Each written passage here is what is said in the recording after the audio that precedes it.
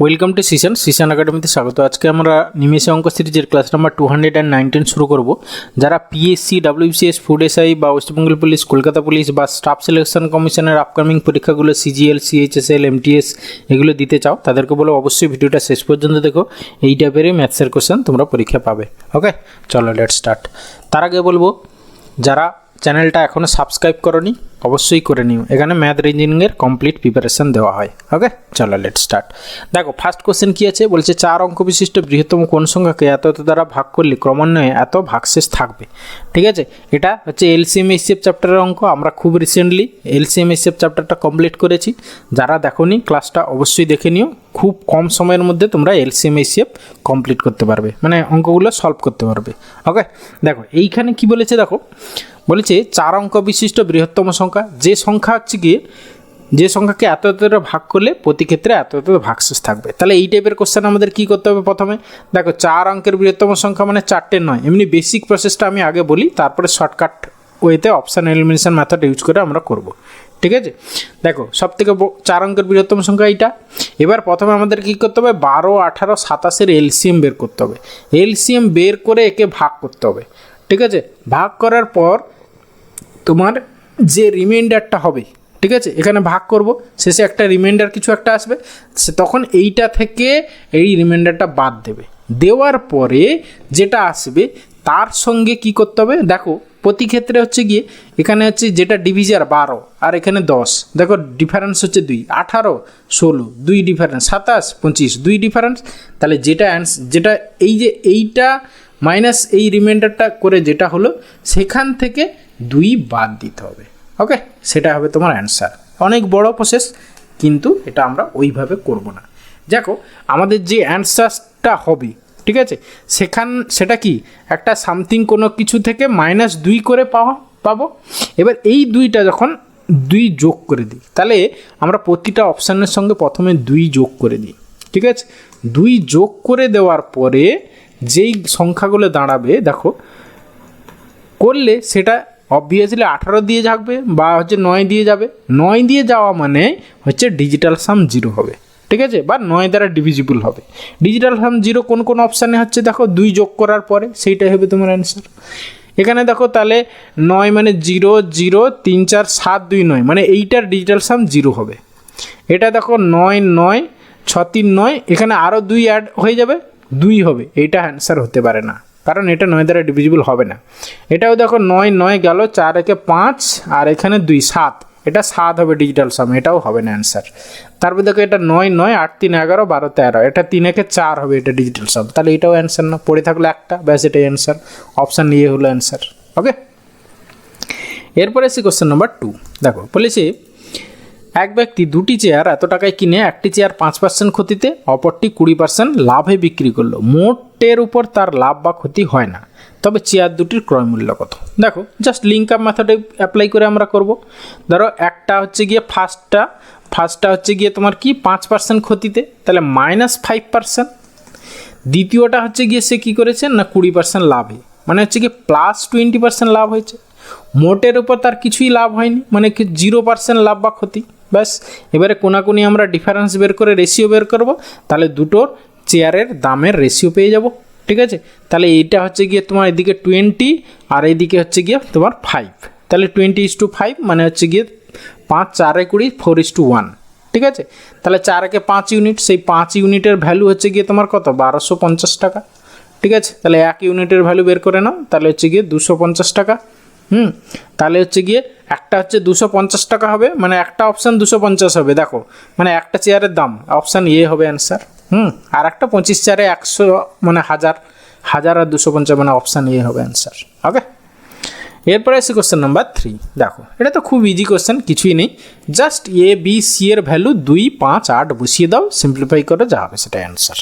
ওকে, তাহলে হচ্ছে গিয়ে তোমার 2 - 5 + 8 বাই হচ্ছে গিয়ে 5, তাহলে 8, 2, 10 -5, 8, 2, 10, 10 থেকে 5 গেলে 5।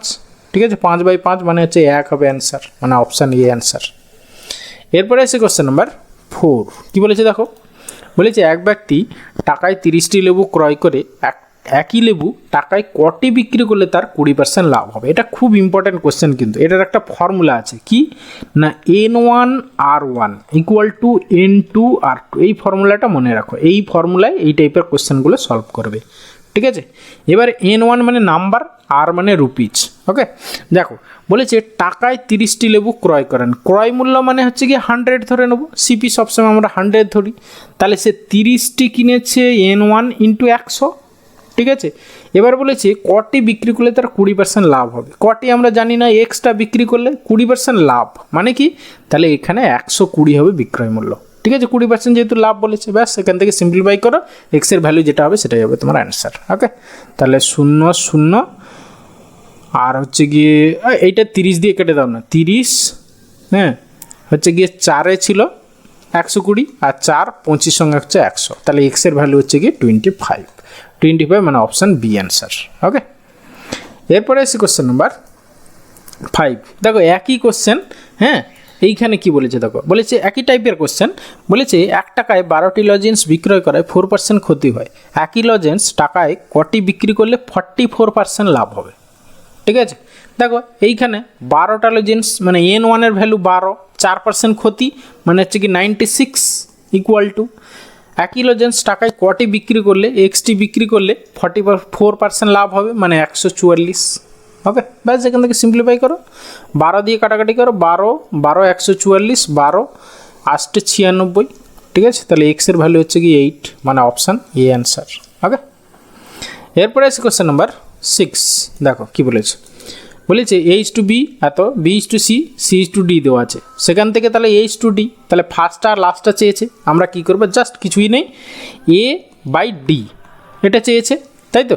তাহলে ইকুয়াল টু প্রথমগুলোর গুণ, মানে প্রতিটা রেশিওর প্রথম রাশিগুলোর গুণ, মানে প্রথমটায় দেখো 2 আছে, 2 আছে, তারপরটা 5 আছে, তারপরটা দেখো 7 আছে, ঠিক আছে। তাহলে 2 × 5 × 7 বাই হচ্ছে গিয়ে দ্বিতীয়গুলোর গুণ, 3 4 8, 3 × 4 × 8, ব্যাস এটাকে সিম্পলিফাই করো, যা হবে সেটা অ্যান্সার। 2-এ কাটাকাটি করো, 2 2-এ 4, আর কিছু কাটাকাটি হবে না, 5 7 35, প্রথমে 3-এ 5 35 হবে, একমাত্র একটা অপশানে আছে, তাহলে অপশান এ অ্যান্সার, ব্যাস। ওকে, এরপরে আসি কোশ্চেন নাম্বার 7। এটাও অনেকটা টাইপের ওই টাইপের কোশ্চেন। দেখো P/Q দেওয়া আছে, Q/R, R/S দেওয়া আছে। P = 27 হলে S কত? তাহলে আমরা প্রথমে P/S এর ভ্যালু বের করে নেব, ঠিক আছে। তাহলে P/S ইকুয়াল টু কত হবে দেখো, তাহলে 2 × 5 × 9 বাই হচ্ছে গিয়ে দ্বিতীয়গুলো 3 × 8 × 10। ওকে, 5 আর 2 10, এটা কেটে গেল, পড়ে থাকলে আর কিছু নেই, তাহলে এখানে 9/8 3 24 24।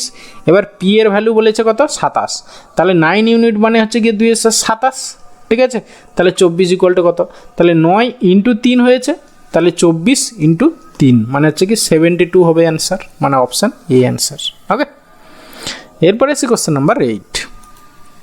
বলেছে ABC এর মাসিক আয়ের অনুপাত এত, সি এর মাসিক আয় এর আয় অপেক্ষা 1200 টাকা বেশি, তবে বি এর বার্ষিক আয় কত, ঠিক আছে। তাহলে দেখো এখানে সি এর মাসিক আয় এর আয় অপেক্ষা 1200 টাকা বেশি, তাহলে সি হচ্ছে গিয়ে 5 ইউনিট আর এ হচ্ছে গিয়ে 2 ইউনিট, তাহলে 5 2 থেকে কত ইউনিট বেশি, 3 ইউনিট, সেই 3 ইউনিটের ভ্যালু হচ্ছে গিয়ে কত না 1200 টাকা। ওকে, তাহলে বি এর বার্ষিক আয় কত হবে, বি হচ্ছে গিয়ে কত ইউনিট ছিল, 3 ইউনিট, সেই 3 ইউনিটের ভ্যালুই তো আমরা পেয়ে গেছি, 3 ইউনিট মানে 1200 টাকা, ব্যাস। তাহলে হচ্ছে গিয়ে বি এর বার্ষিক আয় হচ্ছে গিয়ে এই 12,000 টাকা, মানে অপশান সি হবে অ্যান্সার। ওকে, এরপরে এসে কোশ্চেন নাম্বার,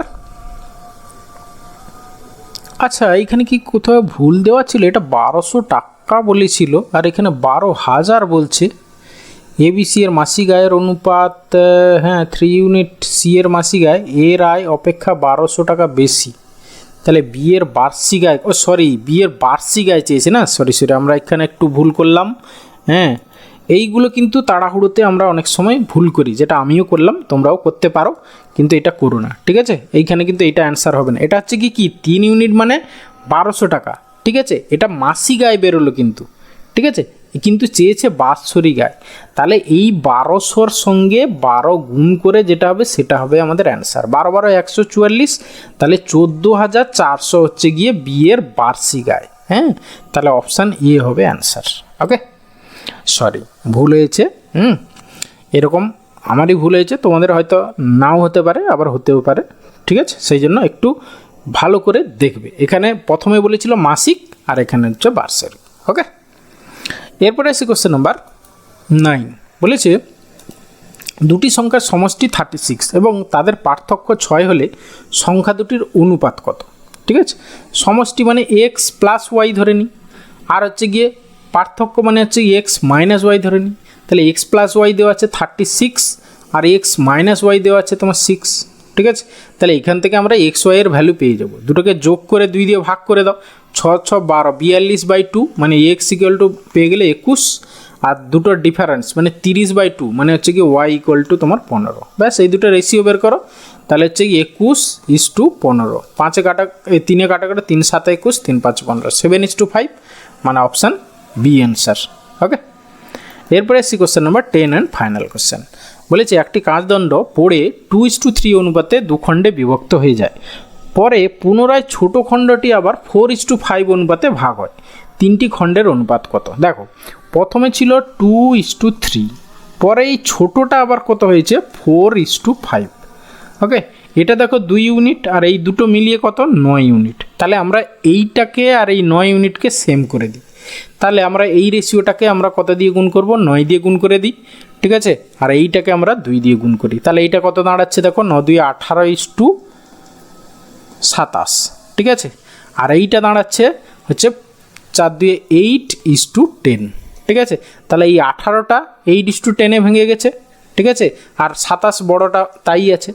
তাহলে আমাদের বলছে 3টি খণ্ডের অনুপাত, তাহলে 18টা 8 আর 10 যোগ হয়ে গেছে 27। ব্যাস, ঠিক আছে, তাহলে 8:10:27 মানে অপশান বি হবে অ্যান্সার।